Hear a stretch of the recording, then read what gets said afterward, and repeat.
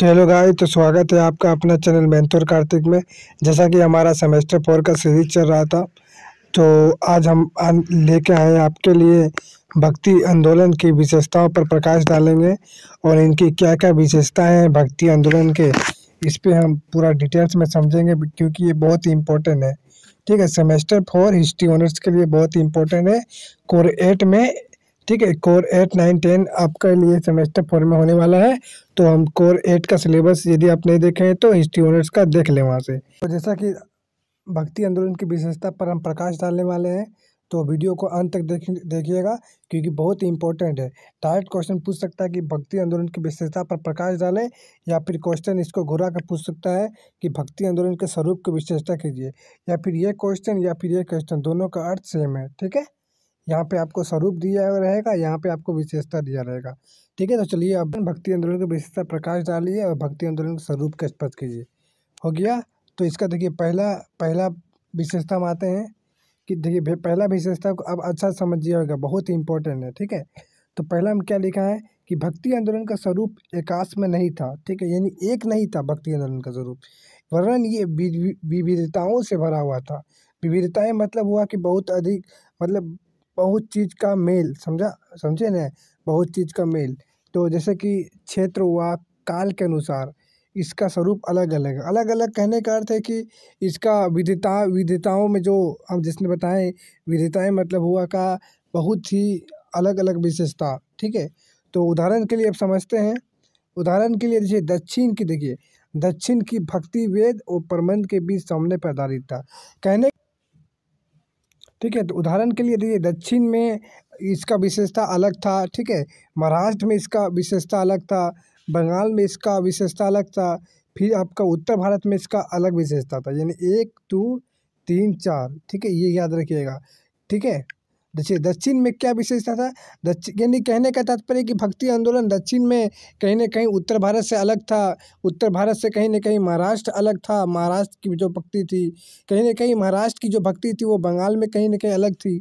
तो दक्षिण की भक्ति वेद और प्रबंधन के बीच सामने पर आधारित था। ठीक है, और महाराष्ट्र का जो भक्ति आंदोलन था वो नाथ पंथ का कहीं ना कहीं उस पर प्रभाव था। ठीक है, और बंगाल का, देखिए बंगाल का जो भक्ति था कहीं ना कहीं सहजायान, ठीक है, सहजायान पर प्रभाव था, या इसको याद रखिएगा। ठीक है, ये यदि आपको इसका मीनिंग नहीं समझ में आ रहा तो आप गूगल सर्च करके समझ सकते हैं। ठीक है, उत्तर भारत में देखिए देखिए उत्तर भारत में क्या हुआ कि इसका आकार दो धाराओं में बट गया, एक निर्गुण एक सगुण।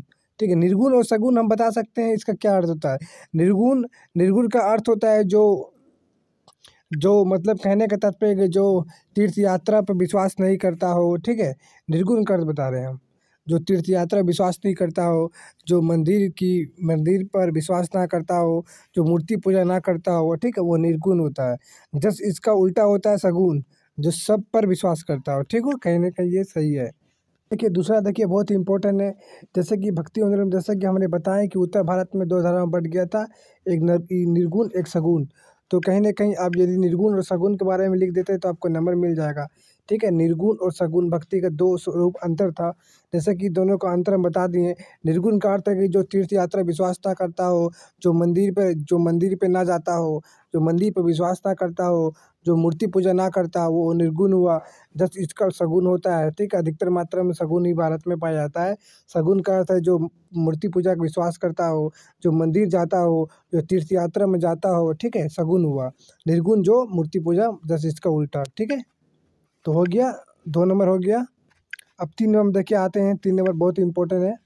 3 नंबर में है कि भक्ति आंदोलन कहीं ना कहीं समानती चेतना, ठीक है, वो ब्राह्मणवादी अनुष्ठान से जुड़ी रही।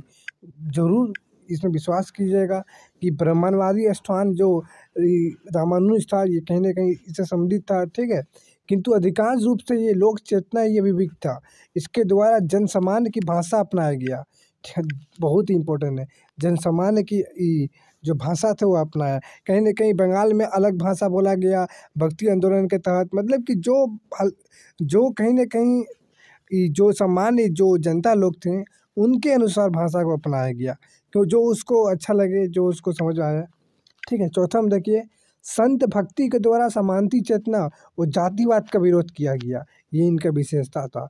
जो समानती चेतना जो था सामंत वाला, ठीक है, उनका विरोध किया गया। तो जातिवाद होता था कि नहीं, तुम नीच जाति का जात, नीच जाति का जात है, तुम नहीं छुएंगे, तुम उच्च जाति का है जो उससे नहीं छुएगा नीच जाति का, उसका विरोध किया गया। इसने एक सामाजिक आंदोलन का रूप लिया। देखते ही देखते ये पूरा पूरा भारत में एक सामाजिक आंदोलन का रूप ले लिया।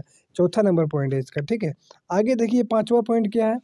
पांचवा पॉइंट में है कि भक्ति आंदोलन के द्वारा दोहरा प्रभाव उत्पन्न हुआ। दोहरा प्रभाव का अर्थ समझ रहे हैं? दोहरा प्रभाव क्या है कि एक तरफ से संपूर्ण प्रोत्साहन देकर सत्ताधारी वर्ग का हाथ मजबूत किया। कहीं ना कहीं अर्थ है कि जिसका सपोर्ट सत्ताधारी वर्ग के हाथ मजबूत किया, और दूसरी तरफ देखिए, पहला तरफ एक तरफ देखिए, ये दोनों का आपको समझना होगा। एक तरफ के अर्थ है कि जिसका हाथ, मतलब कि जिसका साथ भक्ति आंदोलन के जो संत थे वो दे देते थे, ठीक है, तो उसके हाथ में सत्ताधारी वर्ग आ जाते थे, कहीं ना कहीं वो मजबूत हो जाते थे।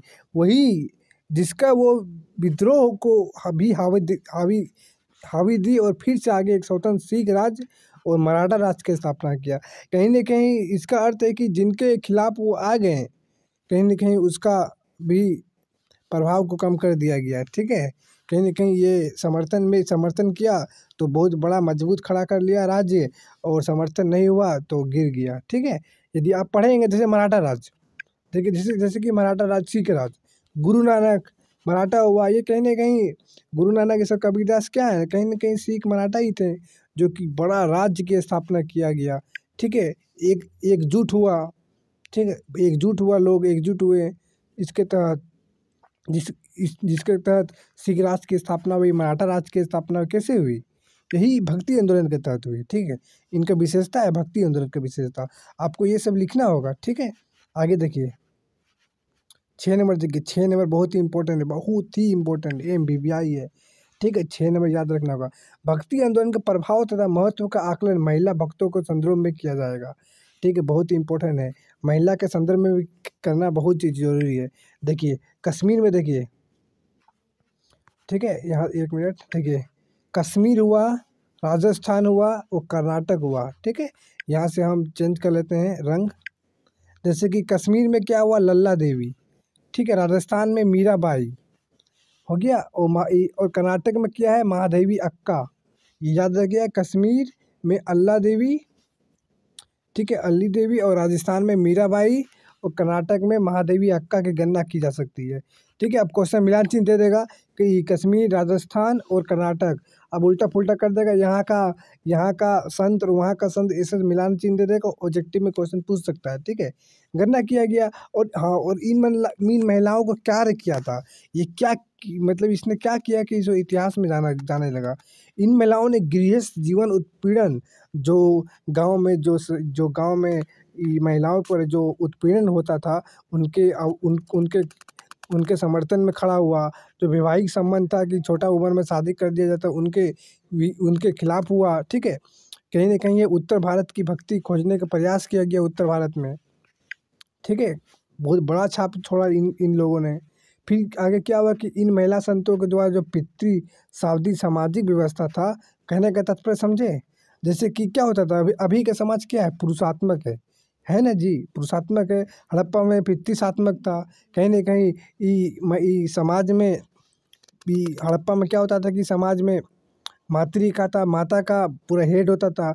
अभी वर्तमान का समाज कहीं ना कहीं पितृसात्मक है, पिता ही हेड होता है। तो वही कहने का तात्पर्य है कि महिला संतों के द्वारा पितृसात्मिक सामाजिक व्यवस्था को चुनौती दी गई।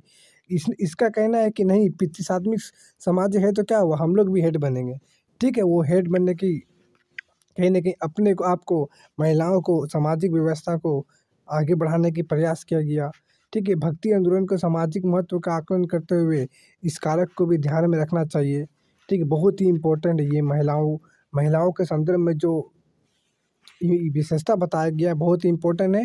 और हाँ, क्या इम्पोर्टेंट था, 1 नंबर 1 पॉइंट इम्पोर्टेंट था, क्या ये विविधताओं से भरा हुआ था। दक्षिण हुआ, महाराष्ट्र हुआ, बंगाल हुआ, ठीक है, उत्तर भारत हुआ। इन लोगों में अलग अलग कौन विचारधारा जो भक्ति आंदोलन के तहत हुआ, उनके बारे में जानना था, ठीक है। तो ये हुआ हमारा आज का टॉपिक भक्ति आंदोलन की विशेषता क्या क्या था, ठीक है। और नेक्स्ट वीडियो में लाएंगे कि भक्ति आंदोलन के क्या कारण था कि जब भक्ति आंदोलन हुआ, ठीक है, उनके पीछे क्या कारण था, उठो जानेंगे।